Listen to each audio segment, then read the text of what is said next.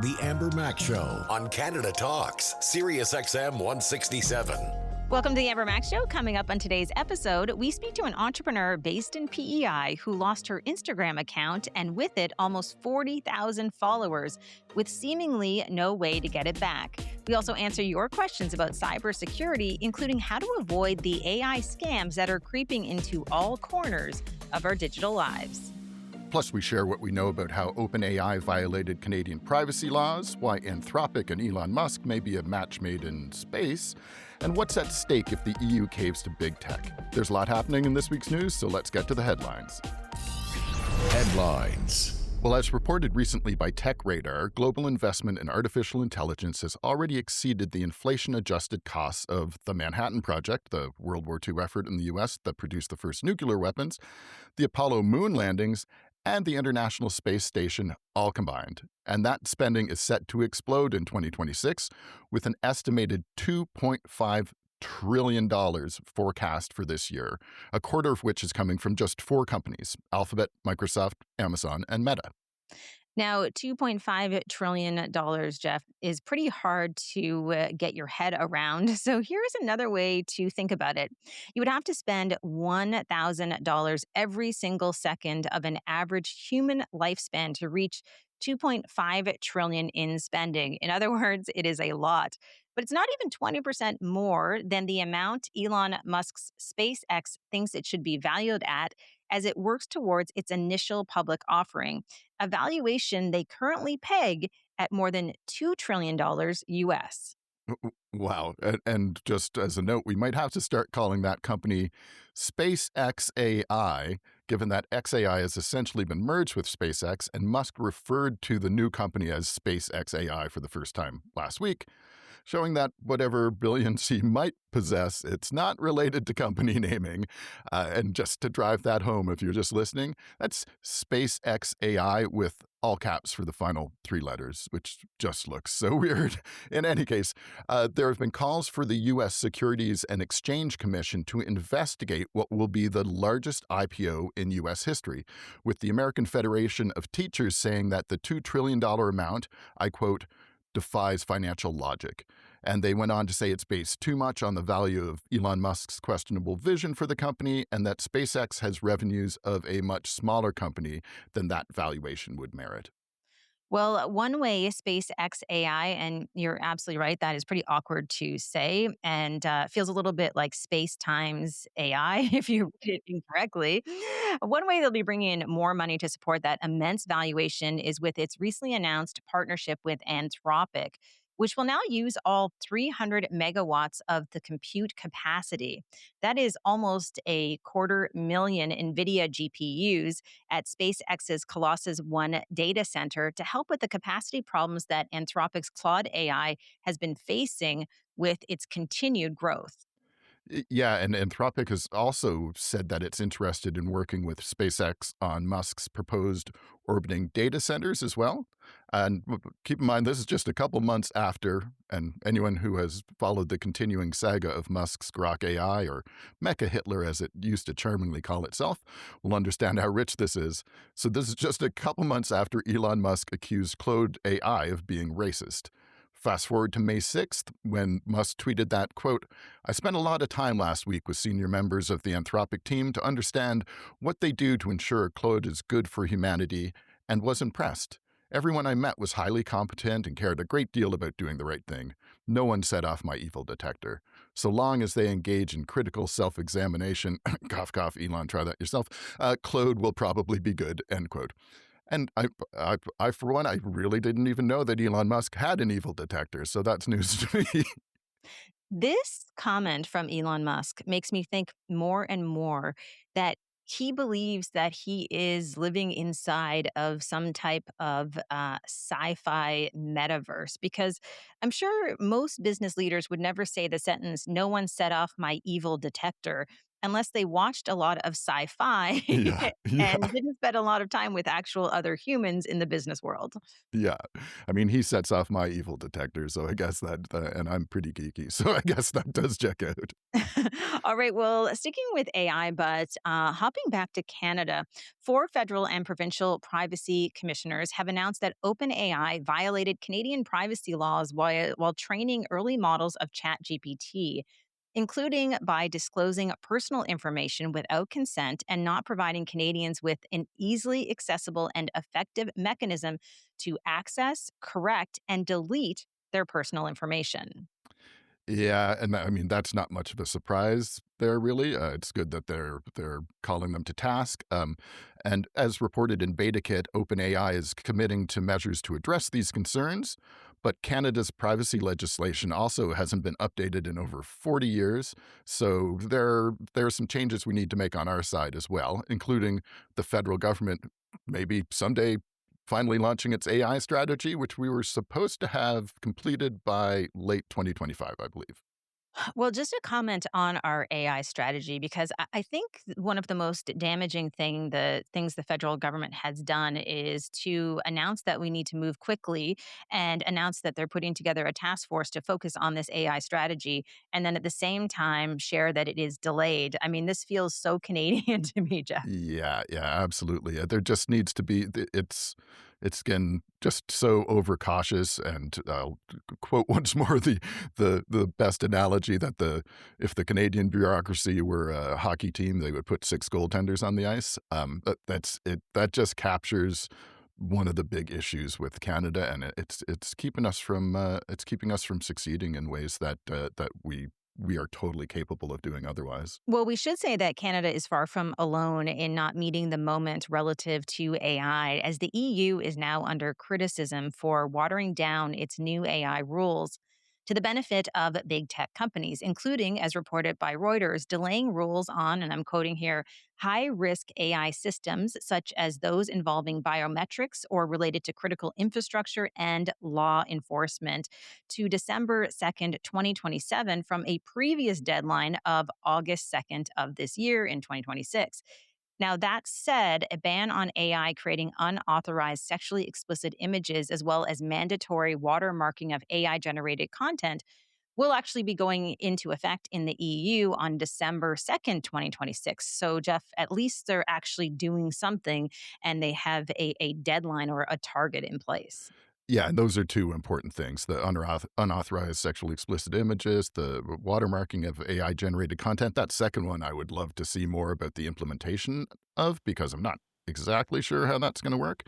But, anyway, as we said, governments are slow to do these things, but that's some amount of, progress. And on the Canadian side, I just read a totally amazing article in the Financial Post by Louis Carbonneau talking about how part of Canada's lack of success in getting technologies to market is that, very unlike the United States, we lack a focus on intellectual property due to structural, cultural, and institutional issues that he describes.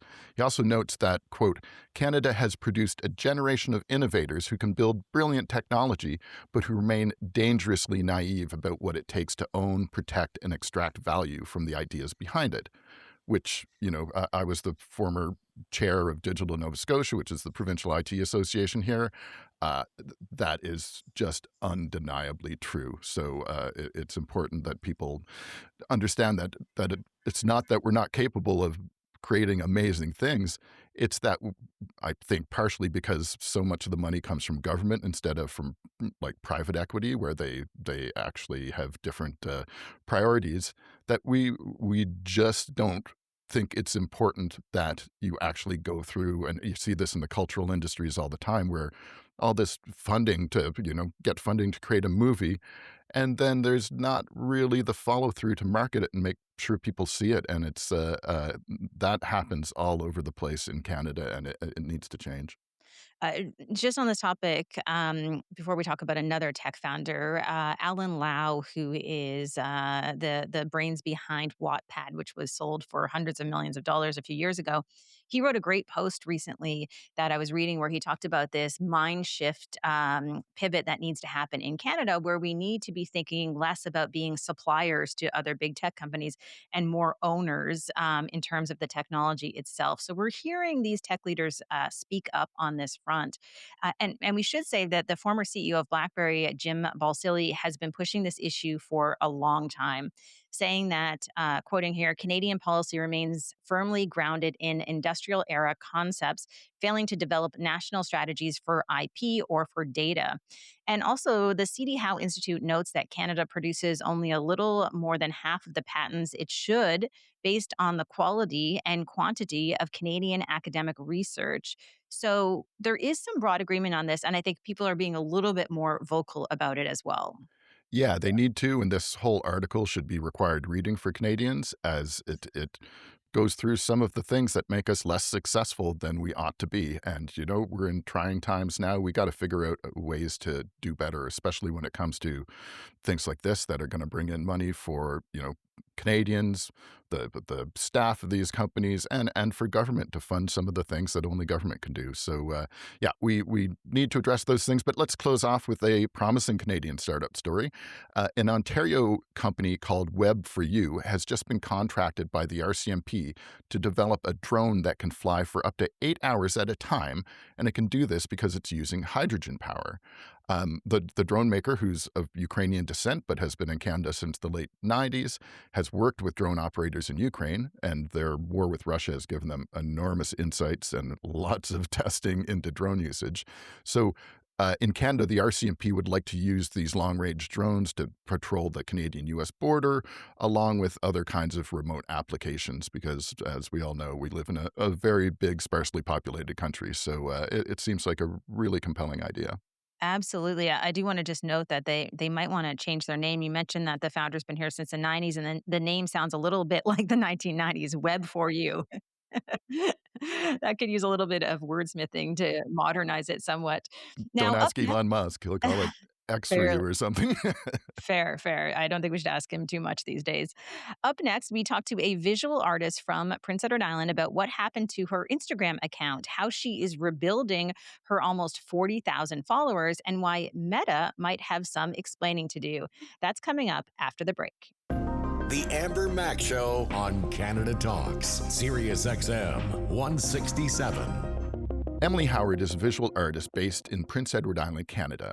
Over 8 years, she built her Instagram account to showcase her work, and it grew to more than 37,000 followers. Recently, however, her account was deleted, and she could not find a way to get it back.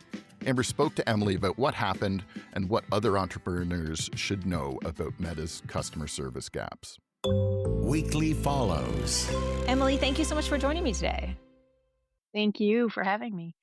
I should say that I learned about your story because you have an incredible network of women who were very concerned about what happened. Before I get into where you're at today and your new account, walk us through what took place. Yeah, first of all, I am very lucky. I have an amazing amount of people who just rallied behind me instantly. Um, but really, what happened is I woke up on, well, it was Friday, just to check my Instagram, and it wouldn't let me in. It wasn't letting me through, and it just it quite literally just said, "This account has been deactivated." Like, almost like the language of like, "Don't you can't try and get it back up." It was so confusing, and I was like, "Oh my gosh, what has gone on?" Later to find out I was hacked, and they likely posted something bad, and then so it was instantly flagged, and I was just restricted from access. Um, yeah, and that's kind of just how it started. So I just reached out. I texted some of my friends and was like, "This is what's happening. Can you post on your stories and let people know that I'm trying to figure it out?" And kind of went from there.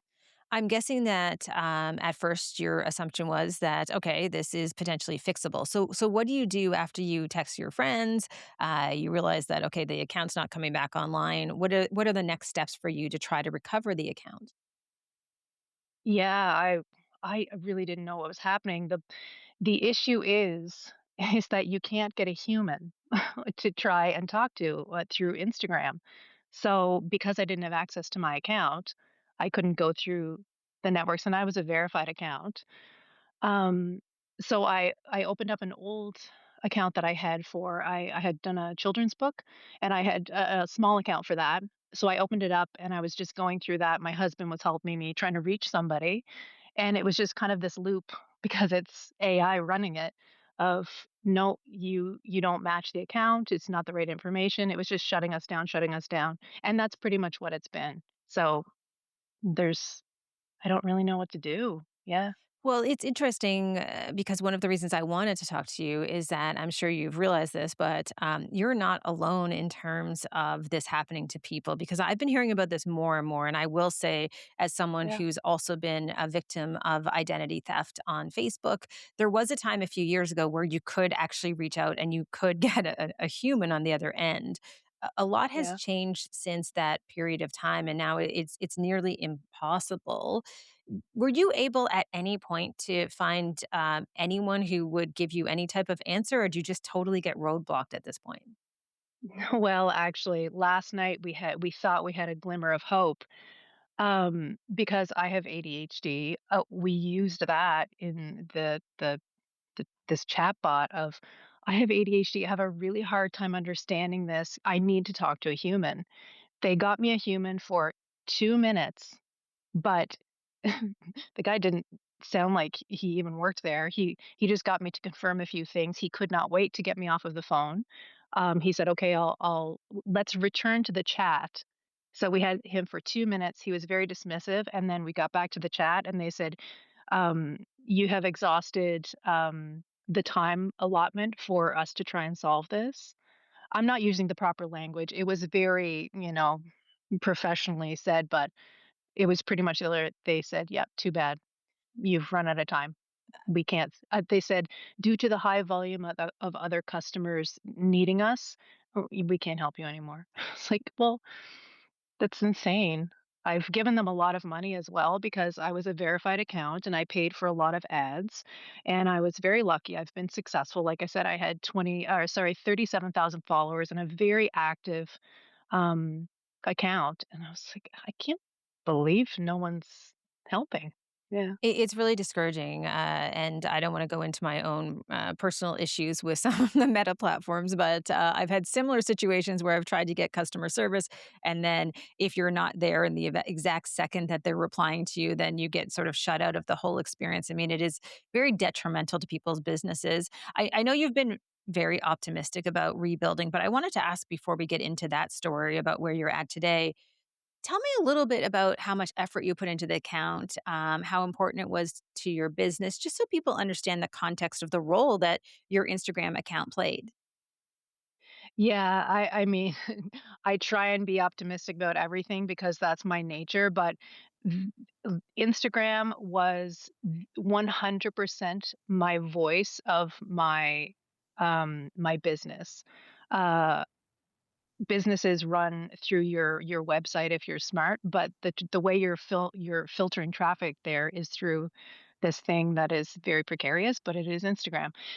Yeah, I do a lot of work, like some. I'm very open about everyone's around me their struggles with mental health, and how it helps me while I paint. So there's a lot of work that goes on community wise in my account there as well, which that was really a big struggle for me thinking this network has kind of just vanished for people. But there is the reality that I am self-employed. My incomes makes this household work. So the idea that I wasn't going to be having my regular streams, like everything was just so disrupted, not having people view my stuff. So it was very stressful, and still is. But I'm so lucky. I have so many people who are rallying behind me and just making me feel like, okay, if I've built it up before, I can do it again. It just took 8 years, so I'll have to be patient. Well, I appreciate and respect your patience. But what Mhm. would you say to other people who have invested so much time and energy into Instagram or other social media platforms? I mean, is there any lesson that's come out of this for you? And I don't even want to put the onus on you Yeah. because you did nothing wrong. Oh yeah, no, I don't feel that in the least. But yeah, I have I have lots of advice. First of all, the first thing would be try and even though Instagram is going to try and say they want you to create all of your content within the app, you don't own it. So if you create it outside of the app, you can have it stored on your phone. So I've lost all of my beautiful stories and write ups that I did straight onto it. I've been getting people to try and take screenshots of accounts that I have. My Threads account for some reason is still up, and they've hacked my Facebook as well. But if you go really really far down past these weird animations they've posted, you can see some of my stuff. So I really wish I had created my content outside of the app because I would probably still have access to it. Second of all, it's such a bummer because we're all so exhausted, but you have to diversify where you're posting. I am a tired mom that, so I was like, I can just do Instagram. I can't do TikTok. I can't do Facebook. I really would encourage you to do that because you then won't be in this boat of, I have no way to kind of contact anyone.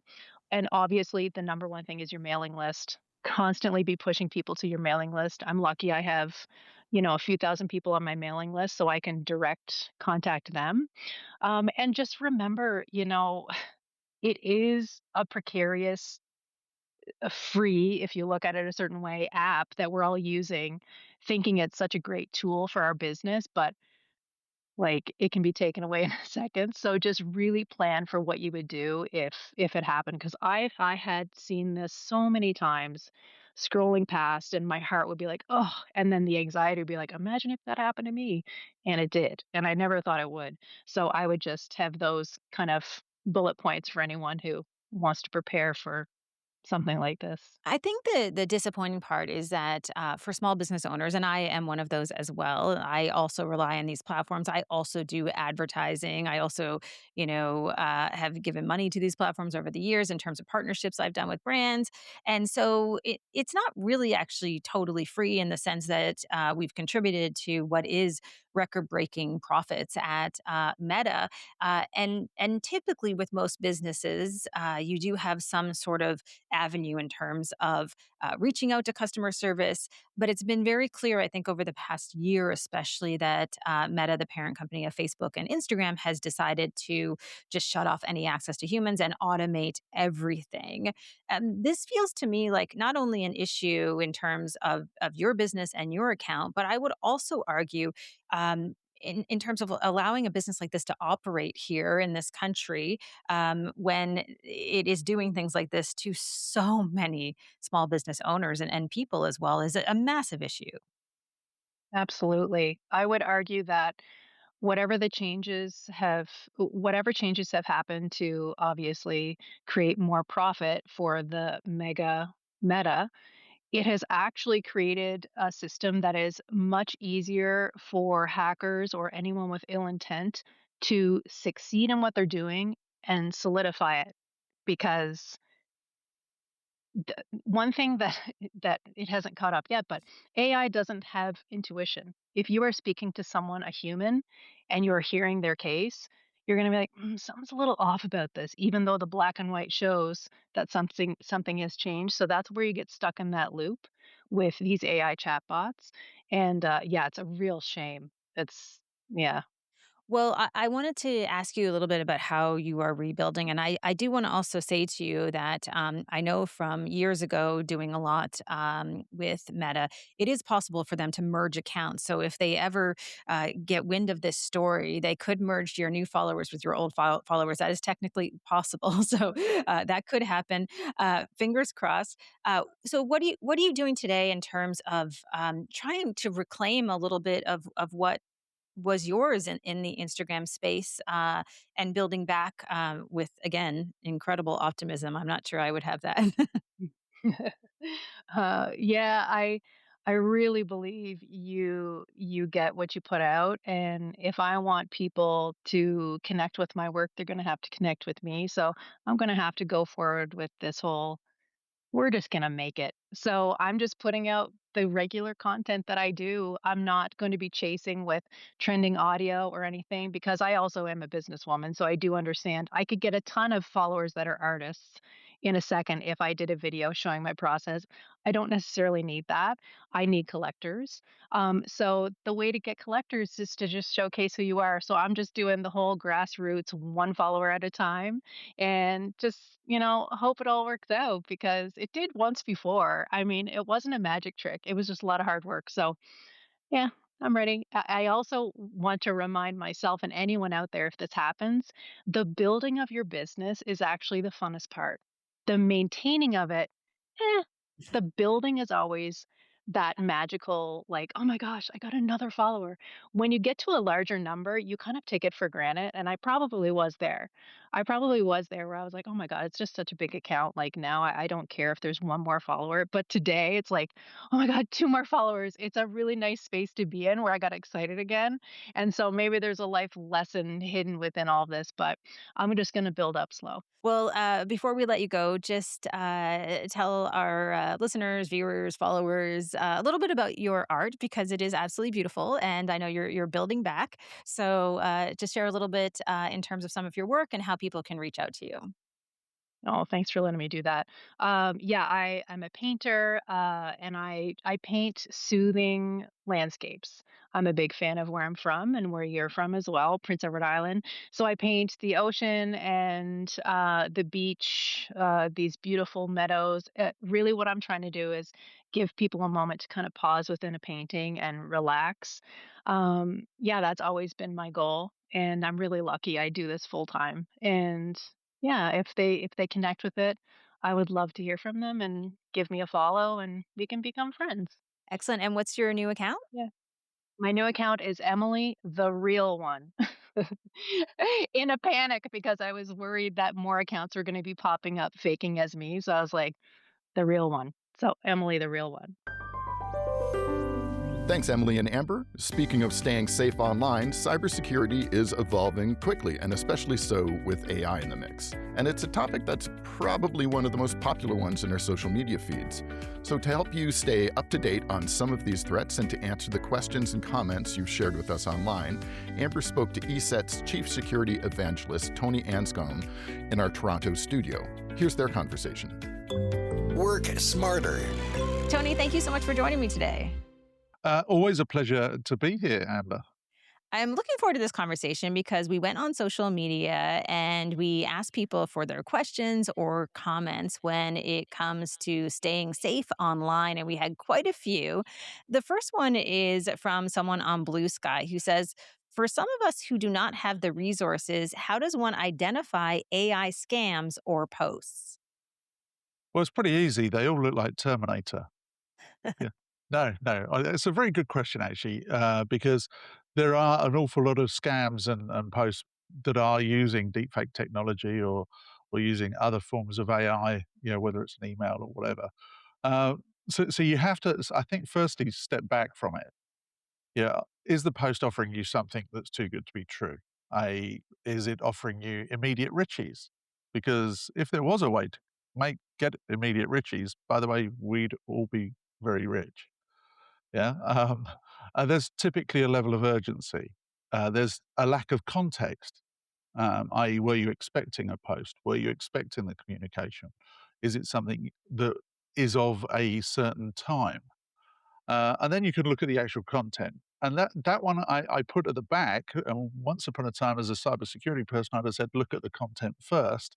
But that's becoming a bit tougher because as the AI tools improve and scammers improve with their use of those tools, looking for odd hand or limb movements or looking at the background that fades or disappears or moves or the shadows are wrong is getting tougher to spot.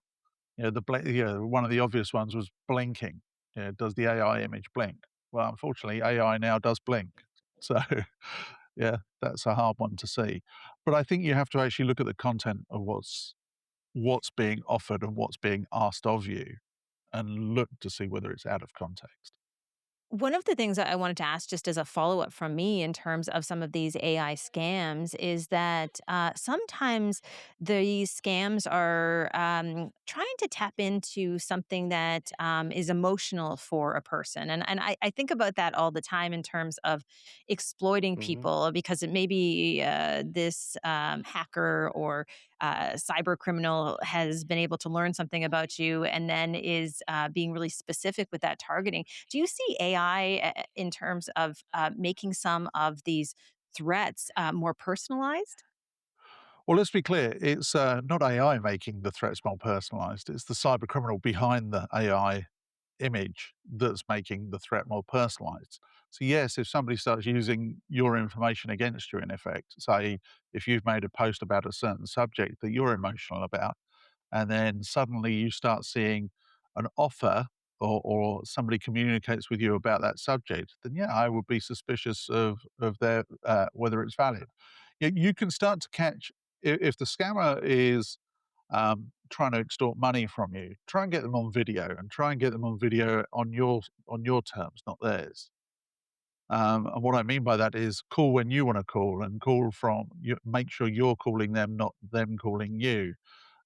Yes, ask for a phone number, call them on a phone number, use something off of the platform that you're being scammed on or think you're being scammed on. So ask them if you could FaceTime. It might be harder for them to do deepfake video over other channels.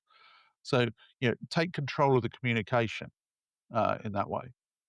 Great advice. Our next question is something that I think comes up a lot, and that is safety when doing any type of financial transaction. And certainly, as individuals, we have to deal with this, but as small business owners, many of them have to face this as well. So, Emma asks banking apps, safety with apps versus web browser banking on same IP. What is your opinion? Right. Okay. That's a good question. Now, let's unpack that into several pieces because there's banking from your laptop with your browser. Now, if you're on public Wi-Fi, don't. I mean, that's a relatively good starting point. Wait till you're on a private network. And if you really must do it from a laptop and you are on public Wi-Fi, make sure you've got a VPN and make sure you're using a trusted VPN. So make sure that you're actually using the coffee shop VPN rather than just a VPN that said it was free. Um, so, but I would try and avoid that. If I was mobile, then I would use an app, and I would actually use the app using the cellular network, not Wi-Fi. And that's because the cellular network is already encrypted. So the cellular network is more secure than the public Wi-Fi or the Wi-Fi network. And that's a good kind of a good tip to start with. However, what we must always remember as well, we talk about public Wi-Fi. When you do go into your bank from a browser, so from your laptop, the bank is also encrypting the data between your browser and them as well. So don't worry too much about that. Um, but I would tend to stick to an app because I think it's safer. It's using all the biometrics on the device, so you're signing onto the device with biometrics. It's probably using Face ID or fingerprint ID to actually log on to the actual banking app as well. If you do a transaction, it may re-authenticate and certainly for the banking apps one of the banking apps I use, if I try and do a transaction with somebody I've not transacted before, it also then does SMS verification as well. So the layers of security on an app are far beyond the layers that are built into a web banking solution. So I would try and stick to it being in an app. This is a really good question that came in from Jill. It's more of a comment, but I would love to unpack it. On LinkedIn, Jill said more and more software companies are embedding third party LLMs or large language models into their software solutions. Businesses must be aware of how their data is being used and stored by these LLMs. Well, that's a very good point. What you put in is what you get out. So if a small business is, and I think this is more of a problem for small businesses that kind of just throw their data at an LLM and say, okay, here's all the data without cleansing the data. So for imagine, just say you've got a customer support system and you've got 5 years of history in customer support interactions. and you throw that into an LLM and turn and say, please start answering my customer support questions for me. The problem is deep in that data somewhere, some customer may well have given you their email address or their phone number. So suddenly, actually, by asking the right questions, somebody might actually be able to get the the new AI customer service system to actually surface that data into their response. And suddenly you find, in effect, you've just breached the customer whose data it was. So it's got to be as good. What you put in, you've got to be really cautious of. So make sure you understand exactly what the training data is that you're training the LLM on. So make sure you're training it on cleansed data that you're happy to be in the public domain. And of course, test it. I mean, that's the other big thing here is don't just load it in and go, yep, that's going to work. And let's put it live because some board members banging on the door going, why aren't we doing this today? Yeah. Actually make sure you've tested it fully before you put it live as well. A question from Jeff talking about bad bots. And he said, bad bots are driving a third of internet traffic. That's just disturbing. Is this number accurate? Is it worse than we think? Unfortunately, that number is accurate. And in fact, I think globally it's 37%. So it's just slightly over a third. And yeah, it is disturbing. But what you have to remember is bots are um, used for various things. So for data exfiltration, account takeovers, you hear of denial of service attacks against organizations. So if a cyber attacker wants to attack a company, say, for example, a ransomware attack, they might also launch a denial of service attack against that company at the same time. So that not only does the ransomware hit, but actually customers can't get to the company's website to see what's going on either. So you get this denial of service, and denial of service uses botnets to generate traffic from many, many sources, millions of different sources, all at the same time.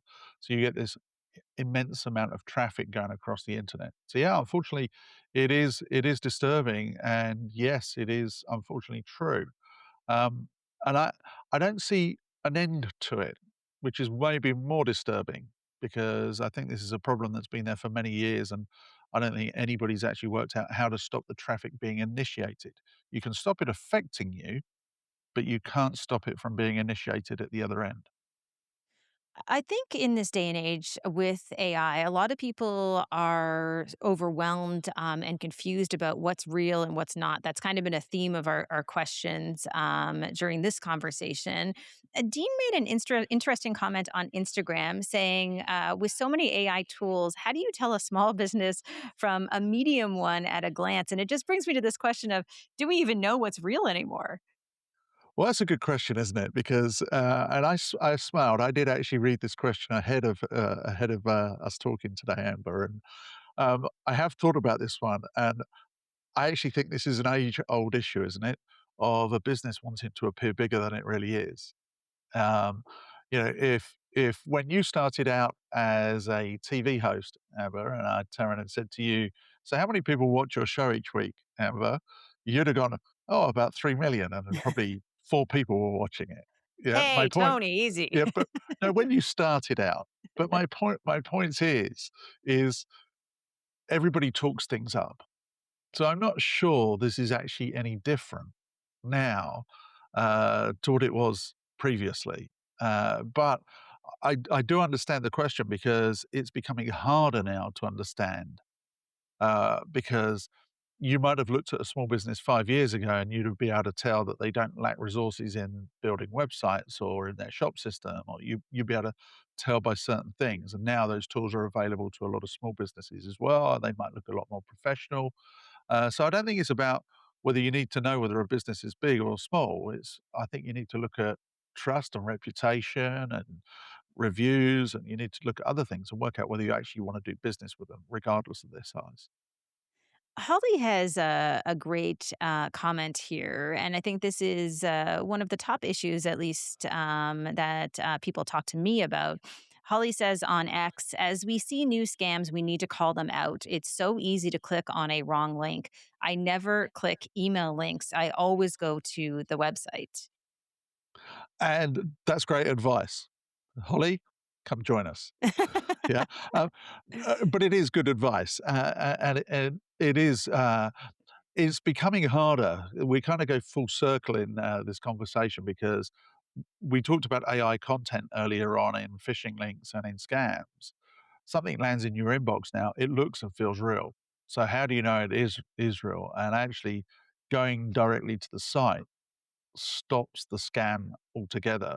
So if you get something land in your inbox today and you think it might be something telling you your Netflix account needs resetting, or there's some issue with some account you've got somewhere, actually go and log on to Netflix directly and see whether there's a message there for you. And if there's no message there for you, it's yes, 100% a scam. I'm with Holly. Go directly to the site. That's great advice. Don't ever follow the link. I didn't prep you for this one, but I have one question for you before we wrap up today. And that question is what do you take away from the questions and comments that we have right now? And the reason I ask you, just to give a little background, I speak a lot about AI to different audiences, and I think you can tell a lot about the questions that are coming out. What do you think about the questions we have today and some of the comments? Well, that's an interesting one because I think AI is kind of getting a bad rap to a certain degree. I think there's an element of fear out there being thought, or people think it's a bad thing. And I think you need to put this in perspective. Some people have worked out how to use it maliciously or for the benefit of malicious actions.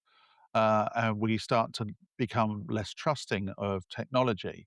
But I think you you need to flip the conversation and look at all the good that AI is being used for as well, and then actually celebrate the technology. So, for example, you read articles in the medical industry where diagnostic times have come down from a doctor looking at scans for 2 hours.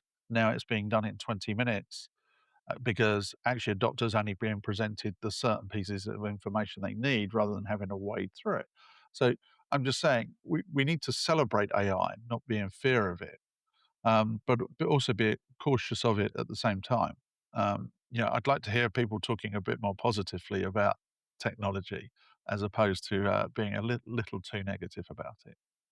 Well, me too. And that's one of the reasons we're excited to have you on the show because we always get to demystify some of these myths around cybersecurity and AI. So thank you so much for joining us. And I wanted to also ask you for people who want to follow along with your writing and your work, where is the best place for them to go?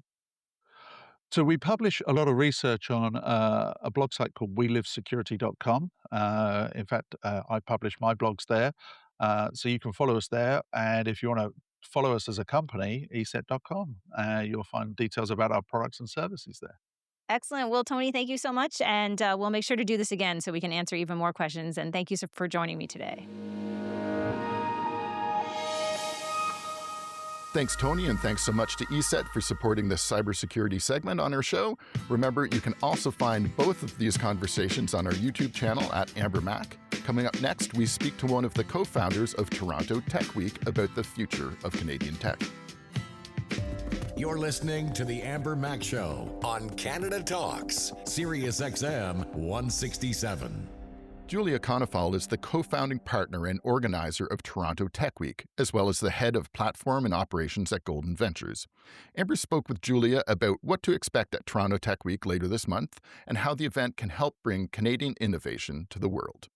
Talking Tech. Julia, thank you so much for joining me today. Thanks for having me. I am so excited about Toronto Tech Week. It's going to be a fantastic event. And I think it's even more special because right now in 2026, we are hearing this growing voice that is saying, okay, it's time to build in Canada. We have to do more. What do you think about this moment in time? I think it's really exciting for the Toronto tech ecosystem because, as you were saying, this is something that's on everyone's mind. And Toronto Tech Week is a decentralized platform of events put on by the community for really anyone interested in the ecosystem to get involved. Right now, actually, we just hit 450 events on the calendar that span topics from AI, defense, marketing, HR, anything that's on your mind as a founder is being covered at Toronto Tech Week. And so I think it's a great opportunity to get smart people in the same room to discuss some of the most compelling issues that are top of mind for us today. The word decentralized plays a pretty big role in this event. And I say this not as an event professional, but I do a lot of keynote speaking. And so I've been to thousands and thousands of events. Most people are used to this idea that an event happens in one space over the course of multiple days. This event is very different. So, for people who aren't familiar with this event, you had your first year last year. Describe a little bit more in terms of what that word decentralized means.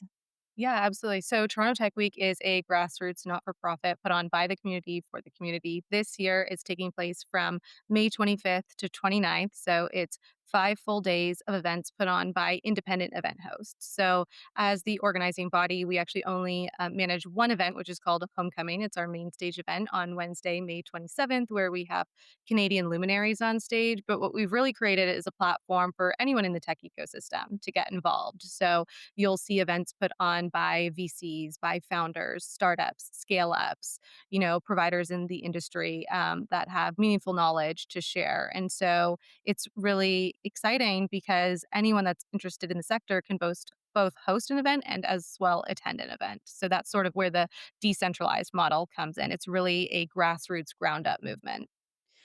There has been a growing desire over the years to ensure that Canadian technology companies, especially companies here in Toronto, build bigger companies, more ambitious companies. When you think about some of the businesses that you have spoken to already who are participating in this event and in your day to day work, what do you think about the ambition that you see in Canada right now when it comes to building tech companies? I think it's really exciting. I think, like you were saying, it's really on everyone's mind right now. And when you are able to get people in the same room, I think you're able to share and spread that ambition. So we have so many incredible companies and founders in this industry that we can learn from, and that the next generation of founders, investors, and folks working in this ecosystem can learn from. And so, what I'm really excited about is to be able to share those opportunities and to create a moment for the ecosystem to come together. Right now, I think it's like 68% of our events are free and 44% are open to the public. And so it's such an inclusive environment for us to be able to do that knowledge sharing to increase the ambition in Canada. For people who maybe aren't going to have a chance to attend this event, but maybe are watching in envy from a distance and hoping maybe they will get to this event next year, what would you say to them about the importance of building those face to face relationships and community? And I ask this thinking that there are so many people right now, I think, who are hungry for this return to networking, this return to almost analog experiences. So, how important do you think it is that we build these communities, not just here in Toronto, but really in communities across the country? Yeah, I think it's so interesting actually, because as we're seeing a rise in AI, we're also seeing a rise in community building. So, exactly like what you were saying, there is this yearning for these analog experiences. And that's the role that Toronto Tech Week plays, is to be able to get everyone in the same room with those face to face conversations. And as I'm sure you know, as someone who talks to so many incredible people all of the time, meaningful conversations can really move the needle for you and your business. And so, our hope is that we can, facilitate these connections that last far beyond the week. So if you haven't already marked your calendar, would love for you to attend Toronto Tech Week from May 25th to 29th. And if you aren't able to attend, there's so much happening on socials and community groups. Block your calendar for next year. But we hope that we've created an environment that people can come and learn and share. You're one of the co founders. Why did you launch an event like this, knowing that there are, again, so many events in the tech space and beyond?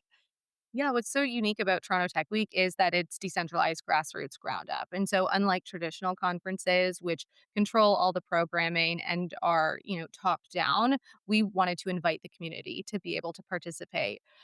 There are 6 co-founders around the table as well, and we all bring a unique perspective to the team. So I myself personally, I work at Golden Ventures. We're an early seed stage sector agnostic venture capital fund. And so we're able to bring that VC lens.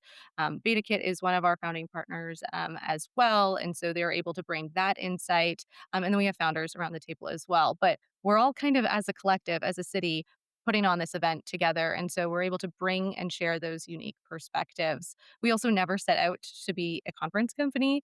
We wanted to just bring the ecosystem together. I do want to ask you one last question, and just to build a little bit on my comment earlier about the fact that this is a big country. Not everybody is in Toronto. I know a lot of our listeners are ambitious in terms of things that they're building, but maybe they live in really small rural areas. Maybe they live in communities that don't already have any type of tech ecosystem. What would be your advice to them about how to get something started there? How to get something started in your own community. I think, we all have the opportunity to curate the rooms that we want to be in. Just by extending an invite to somebody, even if it's a dinner, we have a chance to accelerate those relationships. So if you're not able to make it to Toronto Tech Week, or if you live in another part of the country, I would encourage you to bring the people that you want in the same room together. It doesn't have to be anything big. It could be something small, like a 10-person dinner. And people love to get together. I think you just have to be able to extend that olive branch and send the invite. That is fantastic advice. And I think, again, to echo some of the things we've talked about already, it is a really unique time where people are wanting to get out face to face. And we certainly don't have that event fatigue that I think we once had. I think people have this desire to want to be around other people, and we're inspired by that human experience that you can only get when you get out of your homes and out of your office as well. I completely agree. All right. So, what is the best website for people to go to get a look at the event and what's going on? I'm excited to be there. Homecoming is the big thing, but where can people go to get more information? Yeah, everything is on torontotechweek.com or torontotechweek.com/events. You'll be able to filter through over 450 events being put on by startups, scale ups, VCs, so many incredible people within the industry. And we encourage you and anyone else to register for as many events that might suit your interest. There's so much going on. I know there's something for everybody. Well, I can't wait. Our whole little team is coming, and we are so excited. So, I will see you there. And thank you so much for joining me today. Thanks, Amber.